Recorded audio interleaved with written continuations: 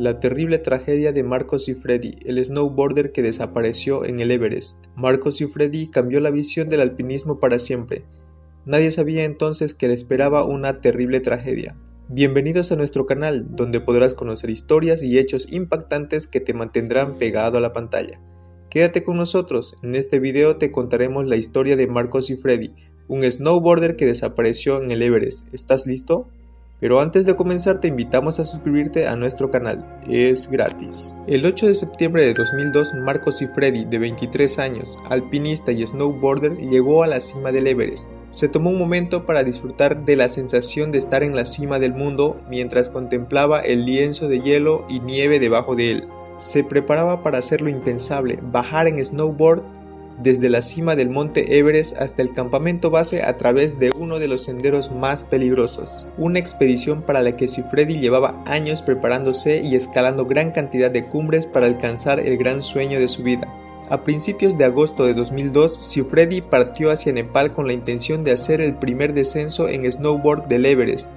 A lo largo del corredor Hornbein, comenzaba la temporada más fría, pero Siffredi esperaba que hubiera más nieve para el descenso. El 10 de agosto salió de Katmandú con 3 guías Sherpas, llegando al campamento base en el Tíbet el 14 de agosto. El 8 de septiembre de 2002, Siffredi y los Sherpas llegaron a la cumbre a las 2:10 de la tarde, avanzando a 8.300 metros por la vertiente norte. Marco coronaba por segunda vez el Everest, según Furba Tashi, uno de los guías Sherpas. Siffredi no se mostraba muy entusiasmado, estaba sumamente cansado por la escalada. Marco luchó por aclimatarse a la gran altitud, sufría dolores de cabeza a medida que subía más y más, pero a pesar de estos desafíos se mantuvo decidido a continuar la siguiente etapa de la expedición. Cuando llegaron a la cima del monte Everest, el punto más alto de la Tierra, la sensación de euforia y logro no tenía comparación. Sin embargo, alcanzar la cumbre era un solo paso en el camino hacia su objetivo final de completar el descenso ininterrumpido de la montaña con snowboard. Las condiciones climáticas comenzaron a cambiar. Los Sherpas instaron a Siffredi a no ir. Sin embargo, Marco ignoró sus advertencias, tomó un pequeño descanso y una hora después se dirigió hacia el corredor Hornbein. Marco estaba decidido a hacer realidad su sueño, a pesar de las preocupaciones de sus compañeros Sherpas y la nubosidad creciente. Se preparó y comenzó su descenso. 2 horas después de haber alcanzado la cumbre del Everest, Marco se lanzaba en solitario por el corredor que estaba muy cargado de nieve, como él mismo esperaba. Tras las nevadas de monzón, esto haría más cómodo el descenso. Estos descensos tan prolongados y en condiciones tan extremas son sumamente arriesgados. Para Marco Siffredi, surfear el corredor Hornbein era un sueño, casi una fijación. Uno de los compañeros de Siffredi, Olivier Besson, pudo seguirlo con la vista, observando los primeros giros desde el campo base hasta que Marco quedó oculto al otro lado de la cara norte. Todo el recorrido del descenso queda fuera del campo de visión de sus compañeros que le esperaban en el campo base y que conformaban la única expedición que se dirigía hacia la vertiente norte del Everest. Fue la última vez que vieron al joven francés. Tampoco llegó a la tienda ubicada a los pies del Hornbein. Besson recorrió los 25 kilómetros que separan el campo base de la vertiente norte del Everest. Observando con prismáticos logró ver la huella de la tabla de Marco que desaparecía bruscamente a 8.500 metros de altura. Fue imposible establecer conexión con el teléfono satelital de Marco, posiblemente estaba descargado, por lo que no se sabe tampoco si Marco intentó o no pudo llamar a sus compañeros en la base. Los Sherpas fueron los últimos en verlo descender con vida por la ladera del Hornbein y desaparecer en la luz de la montaña. Los Sherpas continuaron bajando por el paso del norte cuando se sorprendieron al ver una figura misteriosa deslizándose silenciosamente montaña abajo. A pesar de su certeza de que eran los únicos en la montaña, todos vieron la misteriosa aparición y se dirigieron al lugar del avistamiento, pero no encontraron rastro de Marco o sus huellas de snowboard. En ese momento se dieron cuenta que tal vez ya había muerto. Aquí la realidad se une al misterio y las creencias religiosas de los Sherpas. Para ellos era el alma de Marco quien se deslizaba solitaria, quizás como una despedida a sus guías de la montaña. Desde que se le perdió la pista, las autoridades de Pekín solicitaron personal de rescate. Sus compañeros de expedición también habían salido a buscarle sin éxito.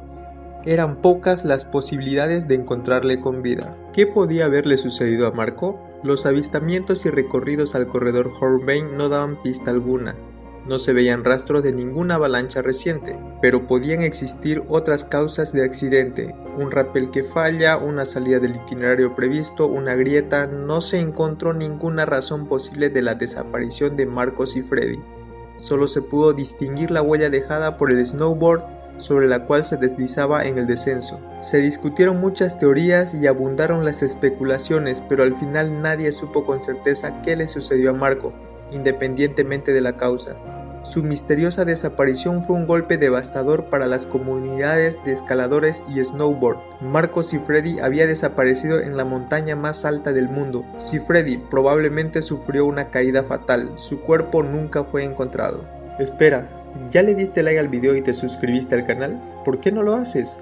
Recuerda que de esa forma nos estarás ayudando a crecer para poder traerte más contenido. Ahora sí, continuamos. El punto más alto de la Tierra durante siglos ha sido el objetivo de cientos de alpinistas valientes. Escalar hasta la cumbre del Everest se considera el mayor logro para cualquier montañista. Muchos de ellos se exponen haciendo la escalada más difícil, tomando rutas arriesgadas o viajando sin guías. La diferencia entre ellos y Marcos y Freddy es que todos ascendieron y descendieron a pie. Freddy se propuso descender en snowboard por el corredor Hornbein. El Hornbein tiene casi 3000 metros de longitud y una inclinación muy sostenida, de más de 45 grados en tramos muy largos. Marcos y Freddy nació el 22 de mayo de 1979 en Chamonix, Francia. Creció rodeado por la impresionante belleza de las montañas que llevaron a Freddy desde muy temprana edad a enamorarse del esquí y el snowboard. En el invierno de 1994, el padre de Marco le compró su primera tabla de snowboard. Las montañas de Chamonix son conocidas por su terreno extremo, eran atracción para turistas y deportistas amantes del esquí y el snowboard extremos. Chamonix fue escenario de los primeros Juegos Olímpicos de Invierno en 1924. Héroes locales como Jean-Marc Boiva y Bruno Goff, que se hicieron famosos por su esquí estilo Daredevil, sirvieron de inspiración para Marco cuando se enfrentaba a las pistas más desafiantes. No le interesaban las competencias ni los patrocinantes. Para financiar sus expediciones, Marco trabajaba en el campamento de verano de su familia. Una de sus metas más desafiantes la alcanzó en junio de 1999, cuando logró su primer descenso en snowboard del Mont Blanc, en una ruta equivalente a 3000 metros de altura y un promedio de 55 grados y trechos que alcanzaron los 60 grados de inclinación. Freddy fue el segundo esquiador que lo había logrado desde el épico Jean-Marc Brabant en 1989. Después de esta hazaña, Marco comenzó a brillar en el mundo del esquí extremo y el snowboard. Agregaba a su lista de manera constante impresionantes logros en ascensos y descensos. Aún así, Marco consideraba que estaba lejos de lo que quería alcanzar. Todo era demasiado poco. Marco ya había puesto sus ojos en el monte Everest. Había aún muchos lugares libres del snowboard. Cuando Marco le contó a su padre sobre sus planes, entendió que no había manera de detener a su hijo. Su padre, Philip, era un guía de montaña y trató de disuadir a su hijo de esta ambiciosa meta, pero se percató que no sería posible. Marco probablemente eligió el Everest solo porque nadie había bajado en una tabla de snowboard antes que él. Era un deporte casi desconocido a diferencia del esquí. Fue así que Philip decidió ayudar a Marco y se puso en contacto con Russell Bryce, un compañero alpinista, y el propietario de la empresa que organizaba las expediciones al Everest. Las conversaciones con Russell convencieron a Philip de que Marco podía completar el descenso del Everest. Sin embargo, el padre convenció al hijo de que primero tenía que conquistar otras vertiginosas montañas. Marco no tardó mucho en pensarlo y selló el trato allí mismo. Primero escaló todos los picos de su valle natal en la región de Chamonix y partió hacia el Taclarajo, monte de 6000 metros en Perú.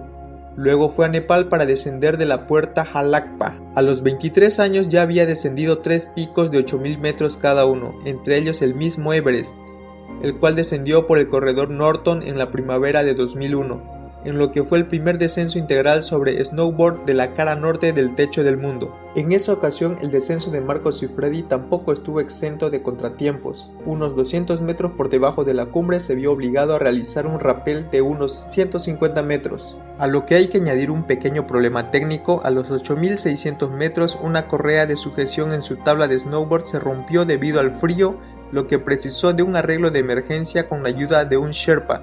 Sifredi continuó el descenso de 6.400 metros que logró culminar en 2 horas. Había descendido con snowboard el Cho Oyu de 8.188 metros y el Shishapangma de 8.027 metros. Asimismo, tenía varios descensos de los Alpes que le ganaron la admiración de todos quienes practican este deporte en el mundo entero. También había bajado en snowboard varias montañas peligrosas del mundo antes de la expedición al Everest, proyecto que superaba en dificultad a todas las aventuras anteriores y que cobró la vida de Marco Siffredi, soñador indomable y una de las figuras más destacadas del mundo del snowboard extremo. Hasta aquí el video de hoy, esperamos que te haya gustado, déjanos en los comentarios tu opinión. Dale like a este video y compártelo con tus amigos, de esa forma nos ayudarás a llegar a cada vez más personas. Por mi parte me despido, hasta un próximo video.